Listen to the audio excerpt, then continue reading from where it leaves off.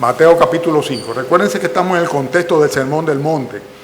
La primera parte, que estaba al final del capítulo 4, tiene que ver con las bienaventuranzas de una manera. Perdón, la primera parte del capítulo 5 tiene que ver con las bienaventuranzas, o los que son llamados bienaventurados. Evidentemente el Señor está refiriéndose o dirigiendo esta enseñanza a sus discípulos, a los creyentes verdaderos. De hecho, ya les había advertido que debíamos ser sal y luz, sal en la tierra y luz del mundo.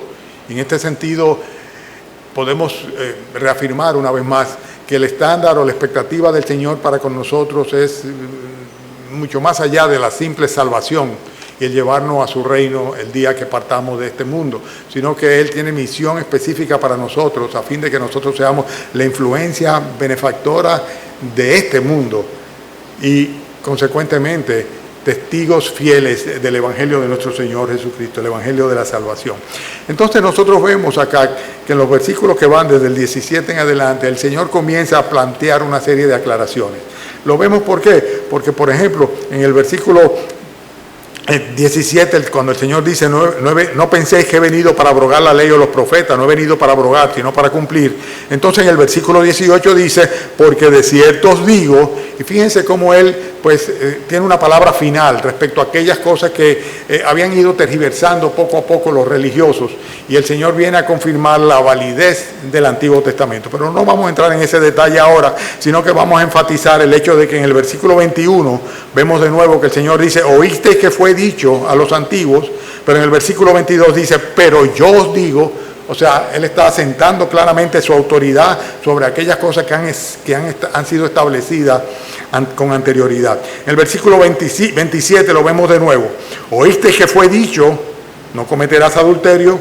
Dice, pero yo os digo, versículo 31, también fue dicho, versículo 32, pero yo os digo, versículo 33, ¿lo tienen?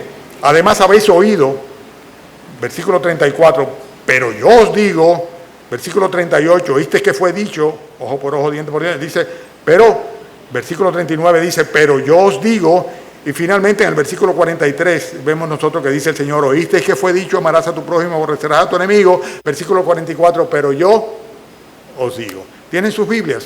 Fíjense que una vez y otra vez y otra vez el Señor aclara lo que tiene que ver con aquella enseñanza antiguo testamentaria, aquello que tenía que ver con la ley. Pero comienza hablando de la propia ley. Por ejemplo, en el versículo 17, cuando dice, yo no he venido a abrogar la ley o los profetas, no he venido para abrogar, sino para cumplir. ¿Qué es lo que está diciendo el Señor Jesucristo? El Señor está diciendo que la ley tiene necesariamente que cumplirse, y Él era el primero que habría de cumplirla, pero está yendo todavía mucho más allá. Él está enseñando que su venida ha sido precisamente el cumplimiento de la ley y los profetas. Y así mismo sabemos que fue.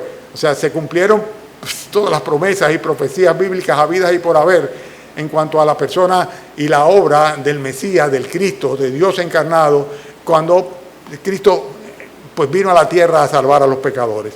Vemos entonces también que Él habla sobre la permanencia, y con esto valida la ley y el Antiguo Testamento. O sea, el Señor está diciendo que mientras el mundo exista, pues va a existir ciertamente, o va a ser válida completamente hasta una jota o una tilde, o sea, signos de puntuaciones sencillos, ¿verdad? De la palabra de Dios en el Antiguo Testamento, pues van a tener validez. Lo vemos de una manera muy clara cuando en el versículo 18 dice, hasta que pasen el cielo y la tierra, ni una jota ni una tilde pasará de la ley hasta que todo se haya cumplido. O sea, todo va a tener cumplimiento y todo tiene validez. Y por eso nosotros no podemos menospreciar las enseñanzas del Antiguo Testamento. Como bien dice la propia Escritura, para nosotros han sido escritas. De manera que nosotros, mediante el conocimiento de la Escritura, podamos pues no solamente conocer a Dios, sino conocernos a nosotros mismos desde el punto de vista de Dios y saber qué Dios quiere para con nosotros.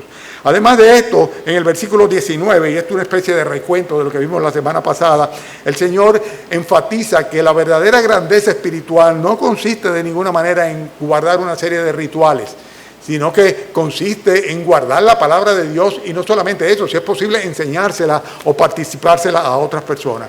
Es lo que dice en el versículo 19, cuando dice, de manera que cualquiera que quebrante uno de estos mandamientos muy pequeños, y así enseña a los hombres, muy pequeño será llamado en el reino de los cielos. Más, Ahí ven la diferencia. Mas cualquiera, ahí está la aclaración, cualquiera que los haga y los enseñe, este será llamado grande en el reino de los cielos. Porque os digo que si vuestra justicia no fuere mayor que la de los escribas y los fariseos, y ahí está presentando el contraste, ¿verdad?, entre lo que los escribas y los fariseos, los religiosos enseñaban, y lo que él dice ahora, pero yo os digo, o él aclara mediante sus propias palabras. Y está diciendo simplemente que la justicia nuestra debe ser mayor que la de los escribas y los fariseos, y que quien realmente es considerado grande en el reino de los cielos es aquel que guarda la palabra de Dios y aún más que esto la enseña a los demás. Mas cualquiera que los haga y los enseñe, dice, este será llamado grande en el reino de los cielos.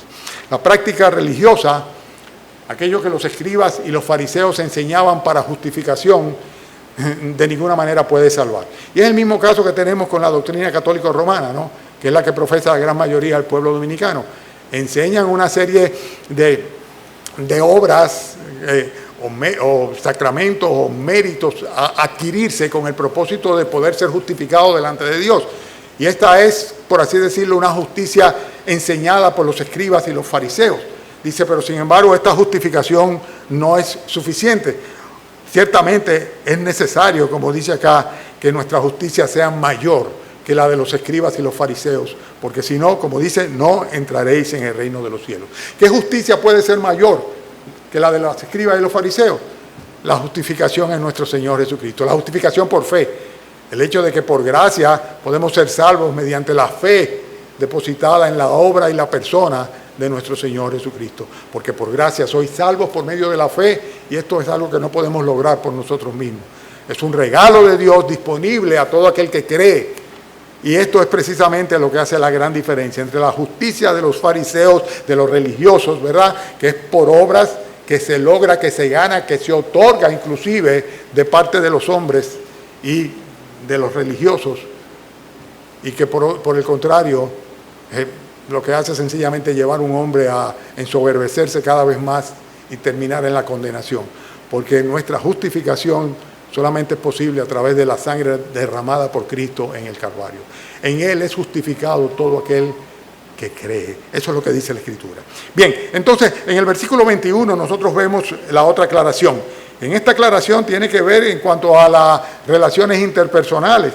Cuando dice, oísteis que fue dicho a los antiguos, no matarás, y cualquiera que matare será culpable de juicio. Pero yo os digo que cualquiera que se enoje, oigan esto, contra su hermano será culpable de juicio. Cualquiera que le diga necio a su hermano será culpable ante el concilio. Y cualquiera que le diga fatuo quedará expuesto al infierno de fuego. Fíjense cómo se va incrementando, por así decirlo, las consecuencias de una actitud incorrecta en cuanto a nuestros hermanos.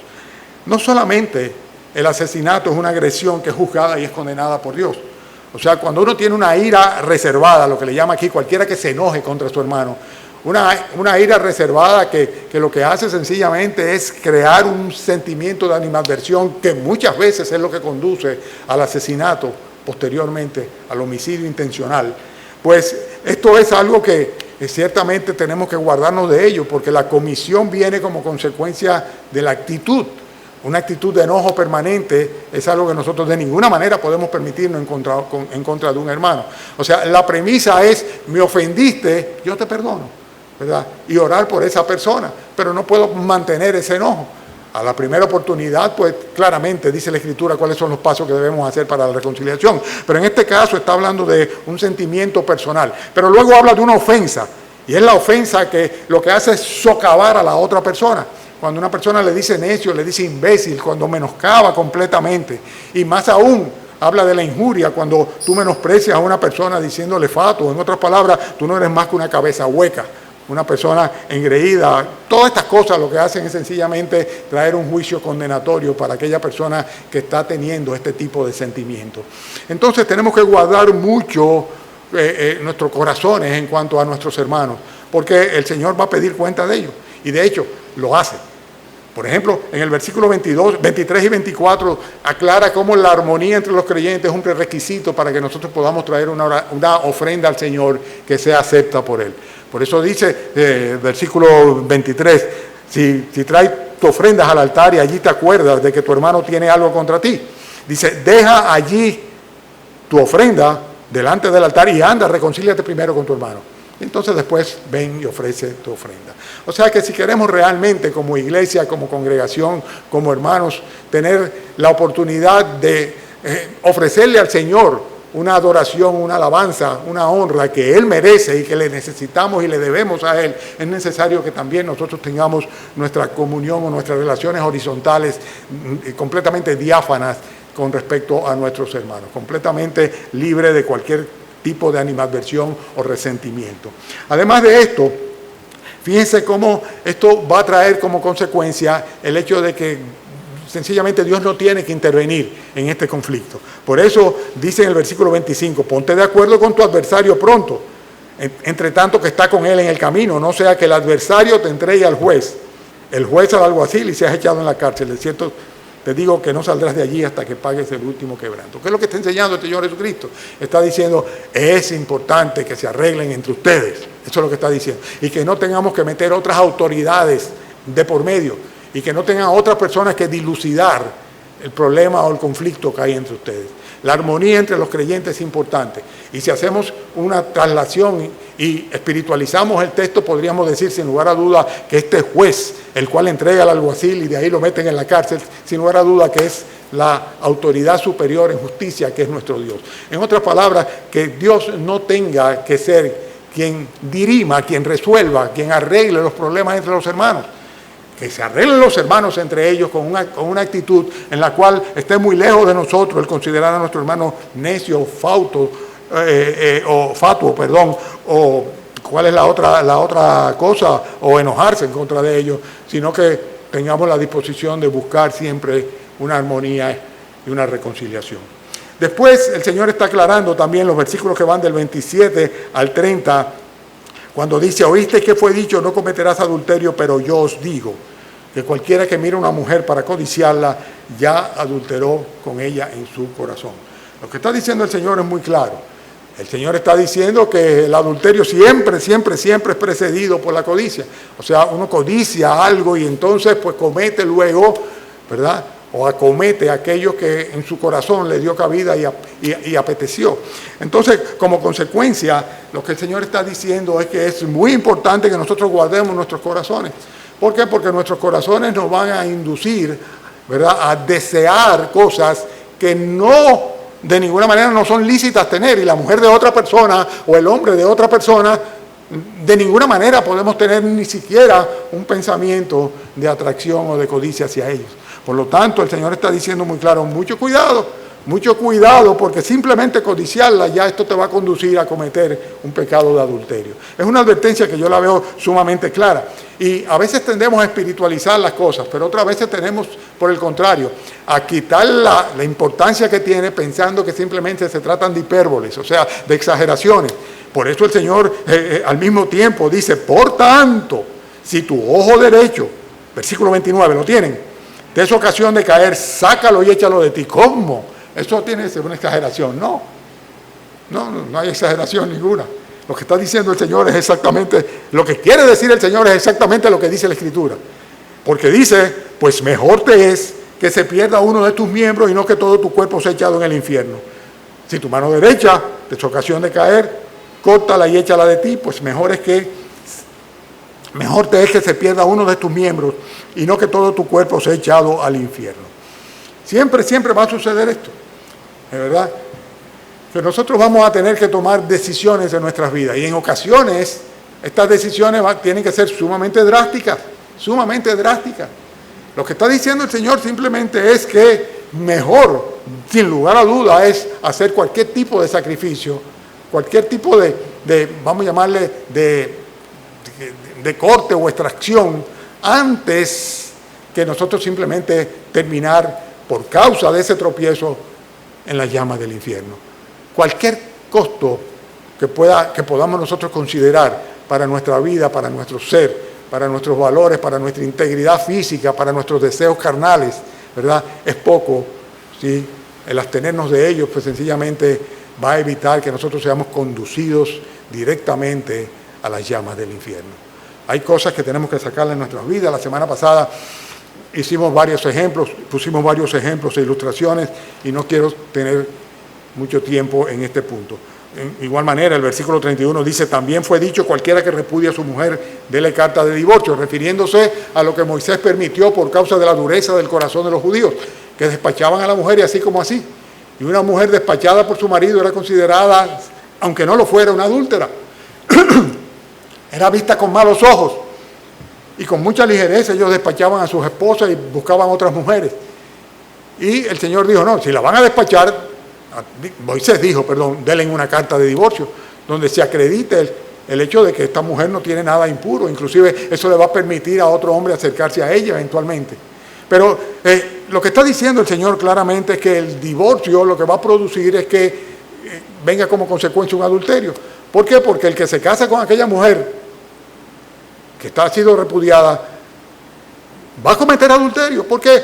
Porque a los ojos de Dios, delante de Dios, su matrimonio es uno que debe permanecer. Y cuando al Señor Jesucristo le preguntan sobre esto, dice, al principio, varón y hembra los hizo Dios, y dijo, y los dos serán una sola carne, dice, y lo que Dios untó no lo separa el hombre. O sea, no hay carta de divorcio que invalide el compromiso que Dios ha sellado por su gracia cuando un hombre y una mujer se unen con el propósito de formar un nuevo núcleo familiar, una nueva familia. Consecuentemente, lo que el Señor está diciendo aquí de una manera muy clara es que el adulterio, pues sencillamente va a provocar necesariamente, el divorcio va a provocar necesariamente un adulterio para las personas que se divorcian. Pero hay algo más que dice en cuanto a eso. Por ejemplo, cuando dice acá, pero yo os digo, versículo 32, que el que repudia a su mujer, a no ser por causa de fornicación, hace que ella adultere. Y el que se casa con la repudiada comete también adulterio. Bien, el hecho es que cuando hay una fornicación, esa palabra fornicación es la misma palabra que se utiliza para adulterio también, cuando hay un pecado de infidelidad sexual dentro del matrimonio, entonces cabe la posibilidad de la separación del matrimonio, de la anulación. La anulación tal vez no es la palabra correcta, pero vamos a llamarle del permiso de separación o de disolución del matrimonio. Esto no tiene nada que ver con el asunto de si tú tienes que pagar como consecuencia de tus hechos, y esto es algo que es normativo. O sea, Dios no está diciendo de ninguna manera, si una persona es infiel, se acabó el matrimonio y tienen que divorciarse. No está diciendo eso. Está hablando precisamente de la carta de divorcio, el documento de divorcio que dice que hay casos en los cuales sencillamente, por ejemplo, yo he conocido de casos en los cuales una persona dice, no solamente tengo una querida, sino que no quiero dejarla querida, ¿verdad? Y este hombre que tiene una querida o una segunda mujer, pues no está en una actitud de arrepentimiento, sino que está en la búsqueda de poder seguir viviendo de esa manera desordenada. Entonces, el matrimonio es un negocio entre dos personas, en ninguna manera cabe una tercera persona. En un caso como ese, pues sencillamente se está disolviendo el vínculo como consecuencia del pecado. Por eso es tan importante. El Señor habla mucho sobre esto. Yo no quiero abundar mucho en esta ocasión porque tengo los puntos de la semana presente por delante. Pero estoy diciendo pura y simplemente, más bien estoy reafirmando que el Señor está diciendo en primer lugar que la infidelidad dentro del matrimonio, ¿verdad?, es algo que, si bien justifica una separación o un divorcio, no sucede de la manera contraria, que el divorcio permite una infidelidad. O sea, sencillamente yo voy a acabar este matrimonio y entonces yo voy a poder unirme a otra persona. Porque esto traería como consecuencia entonces un pecado de adulterio. Todas estas son cosas que habían tergiversado los religiosos. Se habían puesto por encima de la ley de Dios, ¿verdad? Y habían decidido normatizar o normar cuáles eran los parámetros mediante los cuales debía conducirse el pueblo de Dios. Y el Señor está corrigiendo estas cosas. Está corrigiendo estas cosas. Vamos entonces a entrar ahora en el versículo 33. Parecería una introducción larga, pero realmente más que una introducción es una vamos a llamarle reafirmación de aquellas enseñanzas que vimos la semana pasada. Versículo 33.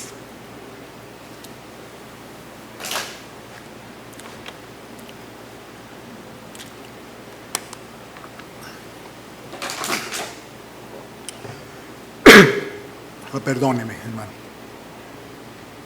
Yo le echo la culpa a la mascarilla, para no tener que echarle la culpa a la vejez, ¿no? porque cuando yo era joven no me añugaba y hablaba clarito. Y ahora después de viejo veo que la boca está como más gruesa.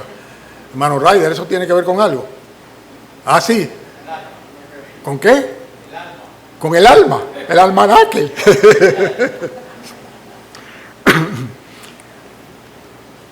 Además habéis oído, versículo 33, que fue dicho por los antiguos, no perjurarás, sino cumplirás al Señor tus juramentos. Pero yo os digo, no juréis en ninguna manera, ni por el cielo, porque es el trono de Dios, ni por la tierra, porque es el estrado de sus pies, ni por Jerusalén, porque es la ciudad del gran rey, ni por tu cabeza jurarás, porque no puedes hacer blanco o negro ni un solo cabello. Pero sea vuestro hablar, sí, sí, no, no, porque lo que es más de esto, de mal procede. La primera cosa que nosotros vemos acá, hermanos, y estas enseñanzas debemos apropiarnos de ellas sin lugar a dudas en nuestra vida cotidiana. Y los que pues comercian, negocian, venden, compran, trabajan con otras personas, los creyentes debemos tener esto muy presente, que nuestra palabra debe ser una sola y que no debemos de ninguna manera utilizar comodines para nosotros validar nuestra credibilidad. No es necesario. No es necesario, absolutamente no es necesario tener que buscar afianzar nuestra promesa, nuestra palabra o nuestro compromiso con un juramento. No es necesario para el creyente. Dice, sea vuestro hablar sí, sí, no, no. Y está diciendo aquí simplemente que no podemos buscar comodines. O sea, no hacemos nada ni conjurar en el nombre del cielo, ni tampoco por el nombre de la tierra, ni dice, ni aún por tu propia cabeza debes jurar. Los hombres somos muy proclives a escuchar y a emitir este tipo de juramentos. Juramentos que caen en el vacío por lo general. Porque está advirtiendo aquí de una manera muy clara en el versículo 36 que nosotros no podemos ni no debemos jamás prometer alguna cosa que nosotros no estamos seguros que podemos cumplir. ¿Y quién de nosotros tiene control de su destino? ¿Quién de nosotros tiene control de su destino? Si no sabemos qué será del mañana. Por eso la Biblia dice que basta a cada día su propio afán, su propio mal. Por eso, hermanos, tenemos que siempre hablar en función de lo que es la verdad y nuestra sincera convicción cada vez que nosotros nos comprometamos delante de alguien. No tomemos el nombre de Dios en vano. No involucremos a Dios en nuestros asuntos. Pero tampoco tenemos por qué involucrar otras cosas, porque cuando nuestra palabra es suficiente, como debe serla, es siempre o será siempre un compromiso veraz. La palabra solamente necesita el respaldo de la verdad y de la sinceridad, no de juramentos. Y de hecho, lo que está diciendo acá es mucho más que esto. En el versículo 37 dice, sea vuestro hablar sí, sí, no, no. Y dice luego algo, dice, porque lo que es más de esto de mal procede. ¿Qué querrá decir el Señor cuando dice de mal procede? La procedencia de un juramento, en vez de ser una buena cosa, dice, procede de una fuente que ciertamente no es Dios. Por eso le está aclarando muy bien que no debemos de ninguna manera estar nosotros subiendo nuestras manos para poner a Dios como testigo en cosas que sencillamente deben ser compromisos personales. Es un absurdo completamente que nosotros utilicemos de estos comodines. Y está también el Señor con esto aclarándonos que aquella persona que por lo general utiliza juramentos para reforzar aquello que está prometiendo, por lo general no pretende cumplir. No pretende cumplir. Cree a la persona que te dice sí y que te dice no. Y a veces los no son difíciles. Son muy difíciles. ¿Por qué? Porque queremos ser, como dice alguien, monedita de oro que le gusta a todo el mundo. Y muchas personas se ofenden cuando se le dice no. No. No. Pero tenemos que aprender a decir que no cada vez que la palabra de Dios y su Santo Espíritu nos trae a nuestra mente cuál es la voluntad de Dios y esta va en conflicto con aquella cosa que estamos proponiendo o nos están proponiendo. O sea, tenemos siempre que tomar una postura y una postura bajo convicción y ser transparentes y sinceros. Y si pensamos que no es la voluntad de Dios, pues sencillamente decir no. Y no dejarnos seducir por la tentación de estar haciendo promesas que no tenemos la seguridad de que podemos cumplir. Después dice en el versículo 38, oíste que fue dicho ojo por ojo y diente por diente, pero yo os digo, no resistáis al que es malo. Antes a cualquiera que te hiere en la mejilla derecha, vuélvele también la otra. Y al que quiera ponerte a pleito y quitarte la túnica, déjale también la capa. Y a cualquiera que te obligue a llevar carga por 1 milla, ve con él 2. Y al que te pida, dale. Y al que quiera tomar de ti prestado, no se lo rehuses. ¡Wow! ¡Cuántas cosas, cuántas cosas importantes, interesantes hay acá! Lo primero que nos enseña el versículo 38 es que nosotros no debemos de ninguna manera albergar sentimientos de desquite o de venganza. Por eso dice, esto que fue dicho con el propósito de que no hubieran excesos ni abusos, era lo que se conocía como la ley del talión. Un punto de referencia de manera que las sentencias no sobrepasasen. Es lo que le llaman hoy día, no recuerdo cuál es el término que utilizan los abogados, pero que las consecuencias o la sentencia sea en cierta manera, como diríamos, pareja en cuanto a su condenación con la gravedad del caso. O sea, que no haya mayor condenación que la camerita. Y para eso están los códigos hoy día, los códigos penales, ¿verdad? O sea, el juez debe procurar que sea compensatorio o consecuente el tipo de violación como el tipo de sanción que se aplica. Pero lo que está diciendo el Señor es que en nosotros de ninguna manera debe albergar algún tipo de sentimiento en el cual nosotros pues tengamos un deseo de desquite, de compensación y mucho menos de venganza. Ojo por ojo, diente por diente es la ley del talión. El Señor ahora dice algo que va mucho más allá y que es su demanda para los creyentes. Dice, yo os digo, no resistáis al que es malo. En otras palabras, dice, córrete el riesgo, inclusive con aquellos que tú sabes que son unos malvados. Eso es lo que está diciendo el Señor. Cuando dice en el versículo 39, a cualquiera que te hiera en la mejilla derecha, vuélvele también la otra. Y el que quiera ponerte a pleito, dice, entrégale también la túnica. Hay situaciones de injusticia en las cuales nosotros vamos a vivir. Y cuando somos heridos o maltratados, lo que normalmente hacemos nosotros es acorazarnos. E inclusive, en la mayoría de los casos, pedir y reclamar en el nombre de la justicia una compensación o un desquite.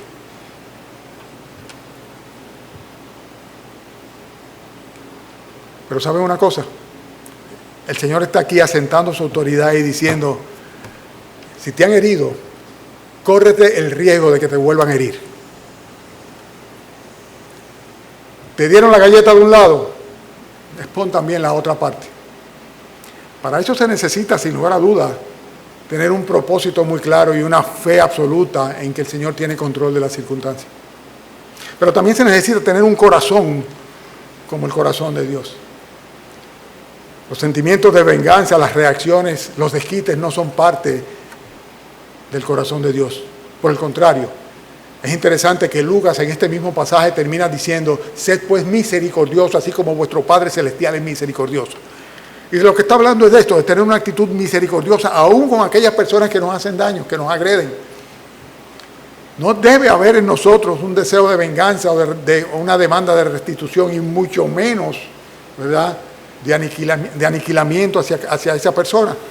Por eso, lo que el Señor está diciendo es que nosotros debemos evitar los pleitos y debemos ceder a las demandas, aun cuando éstas sean injustas, porque va a ser parte de lo que Él va a presentar delante de nosotros y es necesario que así actuemos. Recuérdense cómo Isaías describe de una manera tan clara aquel Mesías sufriente. Dice que terminamos viendo completamente desfigurada a su parecer como consecuencia del maltrato que le infringieron los pecadores.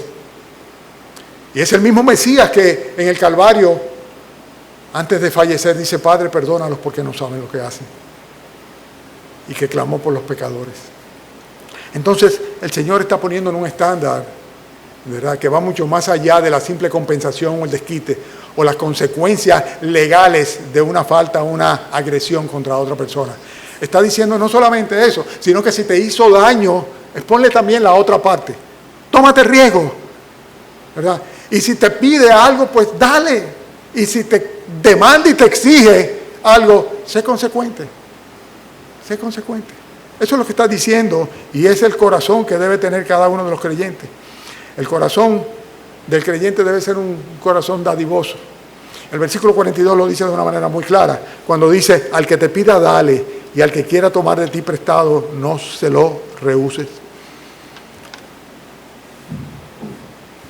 Y fíjense cuál es el contexto, no estamos hablando de los pobres.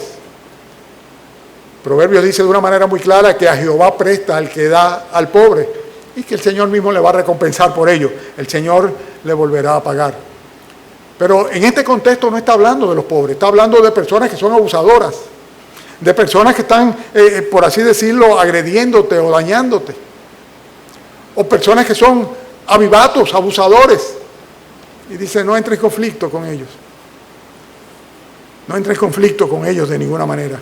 Pero yo os digo, no resistáis al que es malo.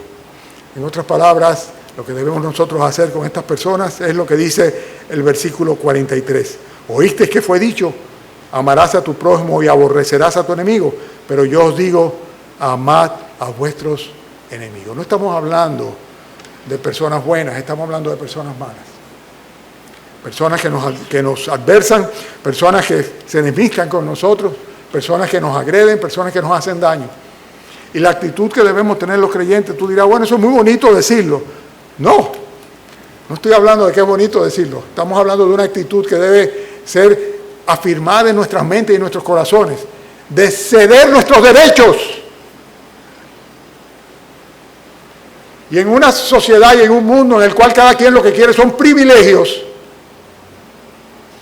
entonces aquí se presenta un contraste que se va completamente al otro extremo. Aun cuando estás siendo agredido, aun cuando te están golpeando, aun cuando te están quitando lo que es tuyo, te están quitando la capa, lo que te da tu protección, tu cobijo, lo que permite que tú puedas sobrevivir los inviernos, dice, dásela. Y si te piden, dásela. Y si te piden prestado, sé consecuente. A pesar de que sean malvados. El Señor se ocupará de ello. Y el Señor se ocupará de darnos la recompensa. Por eso dice acá, versículo 43, versículo 44, pero yo os digo, amad a vuestros enemigos, bendecid a los que os maldicen. ¿Lo tienen? Haced bien a los que os aborrecen. Wow. Orad por los que os ultrajan. Wow. Y os persiguen, para que seáis hijos de vuestro Padre que está en los cielos, que hace salir su sol sobre malos y buenos, y que hace llover sobre justos e injustos. Porque si amáis a los que os aman, ¿qué recompensa tendréis? ¿No hacen también lo mismo los publicanos? Y si saludáis a vuestros hermanos solamente, ¿qué hacéis de más? ¿No hacen también así los gentiles? Sed pues vosotros perfectos, como vuestro Padre que está en los cielos es perfecto. Hermanos, amar o procurar el bien de otra persona, bendecir a otra persona, que es desearle el bien, como dice aquí, hacer el bien o ayudar a otra persona y orar por esa persona, no debe estar condicionado a si esa persona es cercana, es familiar o es un amigo o es favorable a nosotros, sino que dice el Señor todo lo contrario. Orad en particular por aquellos que os adversan. Orad de una manera muy particular por sus enemigos. Amen a esas personas. Procuren su bien. Bendíganle, deseenle el bien. Háganle el bien. Yo he oído tantas veces la expresión, no te apures que nos vemos en la curvita. En la bajadita yo te agarro. Nos vemos en la bajadita. Yo lo agarro. Ese no es el corazón que el Señor quiere que nosotros tengamos. Aquel que recibió todo tipo de vituperio, no quiere que seamos así, de ninguna manera así. ¿Por qué? Porque si somos así, somos igualitos que los gentiles. Si somos así, somos igualitos que los inconversos. Si somos así, somos igualitos que los impíos. Y el Señor tiene un estándar muchísimo más alto. Debemos ser nosotros para con los otros, incluyendo aquellos que nos adversan, aquellos malvados, como Dios fue con nosotros. ¿O ustedes creen que el Señor se sacó el premio mayor cuando nos salvó? No, en mi caso no. Todo lo contrario, todo lo contrario. Cuando miro hacia atrás nada más puedo imaginar el derrotero de mi vida sin Cristo. Y le doy gracias, Señor, por haberme rescatado a tiempo. ¿Qué somos nosotros? Pecadores aborrecibles, merecedores de la condenación y el juicio eterno. Y sin embargo, Él tuvo misericordia de nosotros. Y eso es lo que Dios quiere, que prime en nuestras mentes y en nuestros corazones un sentimiento, un espíritu, una disposición similar a la que Él tuvo con nosotros. Por eso habla de amar. Amar. Después habla de bendecir, de hacer bien y de orar. Si una persona, hermano, te ha hecho daño o te hace daño, comienza a orar por esa persona. Comienza a orar por esa persona. Porque si el Señor tiene misericordia, adorarán juntos al Señor, aquí en la tierra y sin lugar a duda en el cielo. Orad por vuestros enemigos, haced bien, bendecid a los que os maldicen. ¿Por qué? Porque de otra manera seríamos igualitos a ellos. Y eso no es ser luz ni ser sal en la tierra. Que no te gusta lo que estoy diciendo, no lo digo yo, lo dice el Señor. Oíste que fue dicho, pero yo os digo, dice el Señor Jesucristo. Amad a vuestros enemigos. Bendecid. Versículo 44, ¿verdad? ¿Dónde estoy?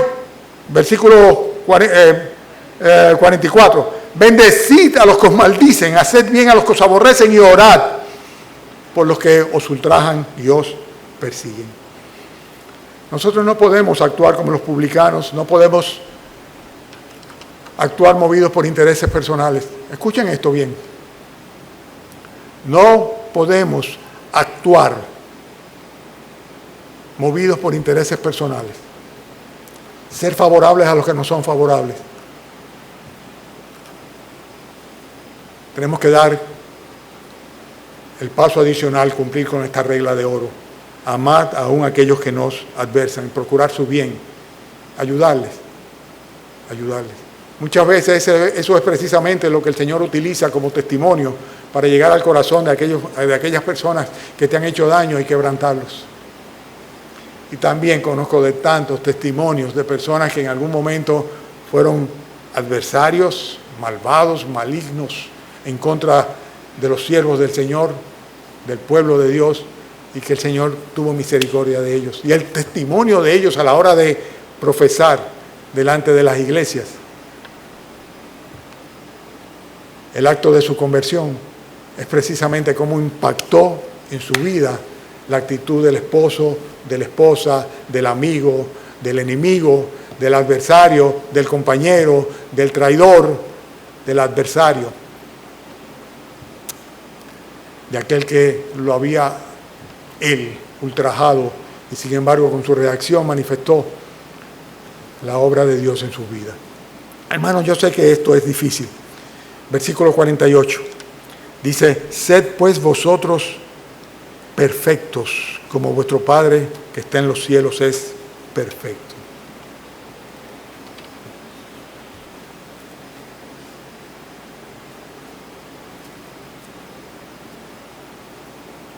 Está difícil, ¿verdad? O sea que el Señor nos está pidiendo algo que nosotros no podemos hacer. Nos está pidiendo algo que no podemos hacer. Cuando el Señor habla de perfección, está hablando de perfección en el carácter, y cada vez más Él quiere que nos asemejemos más a nuestro Señor Jesucristo. El Padre quiere que nosotros seamos como su Hijo es. La semejanza de Cristo debe manifestarse y crecer caracterizando a un creyente. Y en la medida de que maduramos espiritualmente y crecemos en el conocimiento del Señor, óyeme, tenemos necesariamente que ser transformados por Él. El efecto maravilloso transformador de su palabra y de su Santo Espíritu. Y eso es lo que Dios está diciendo. Yo quiero que ustedes se parezcan cada vez más a mí, porque yo soy así. Para que seáis como vuestro Padre que está en el cielo. Para que seáis como Dios es. ¿Cómo es Dios? Malvado, vengativo, misericordioso. Misericordioso. También esa perfección tiene que ver con la santidad. Sed pues perfecto como vuestro Padre que está en los cielos es perfecto. Y saben una cosa, hay una sola manera de ser perfecto en santidad. Uno, primero recibiendo el perdón del Espíritu Santo, recibiendo a Cristo en el corazón, siendo santificado por Él, pero luego apartándose del pecado.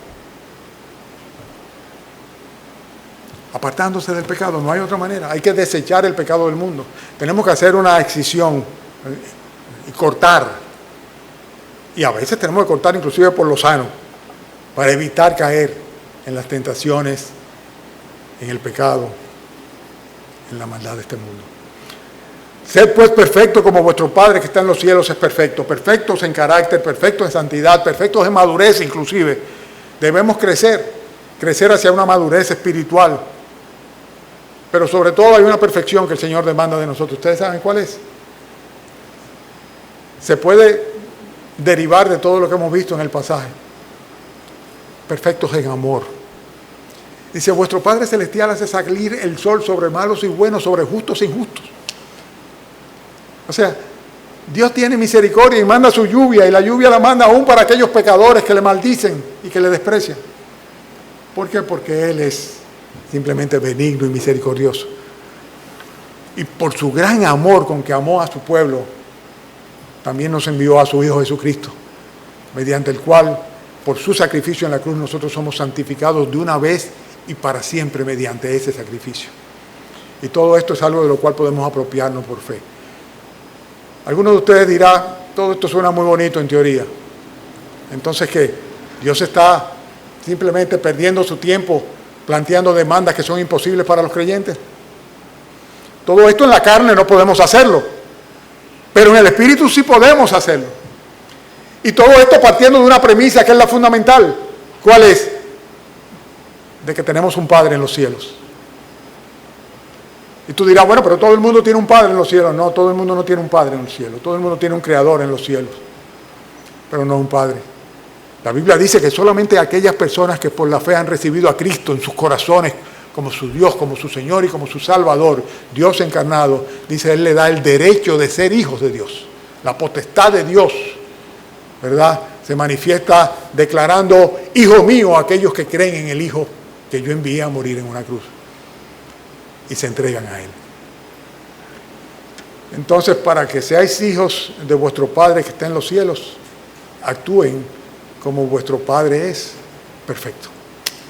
En otras palabras, el parámetro no es ningún hombre.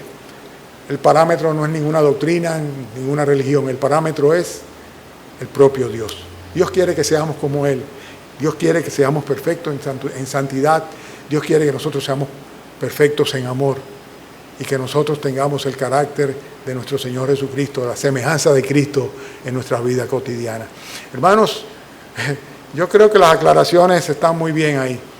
Tú dirías, ¿eran necesarias? Bueno, eran necesarias no porque la palabra de Dios no estuviera clara en el Antiguo Testamento.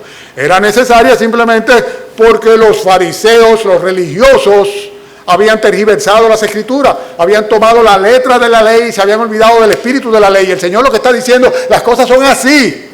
Y yo se los digo con la autoridad que tengo como Dios, hecho hombre. Así se aplica la ley de Dios. Por eso la advertencia del versículo 1 del capítulo 6, guardaos de hacer vuestra justicia delante de los hombres para ser vistos por ellos. Porque eso era precisamente lo que hacían los fariseos, los religiosos. Se declaraban justos, parecían muy santos, muy santurrones, pero de eso no se trata.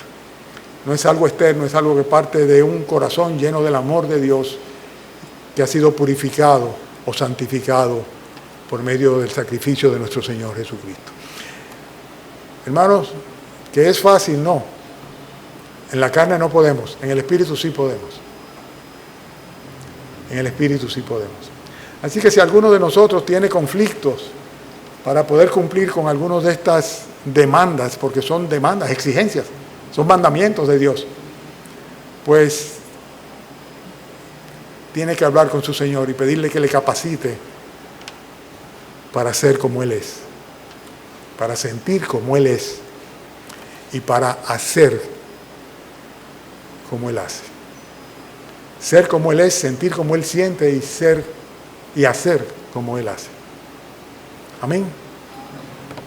Vamos a orar. Damos gracias, Señor, por cada una de estas aclaraciones. Ayúdanos, Señor, a tener, por así decirlo, Señor, tal abundancia de tu presencia en nuestras vidas, de tu amor en nuestras vidas, de tu poder en nuestras vidas, para que, Señor, por encima de nuestra carnalidad, nosotros podamos cumplir, Señor, con tus preceptos y con tus expectativas, Señor. Gracias por haber enviado a tu Hijo Jesucristo a morir por nosotros, y con Él, Señor, y por Él, recibirnos como hijos tuyos, Señor.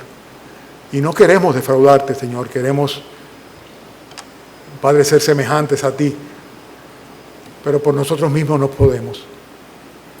Por eso rogamos, Señor, que tú nos capacites, Padre, para agradarte, Señor, y actuar y hacer y pensar y sentir y obrar y orar conforme a tu voluntad.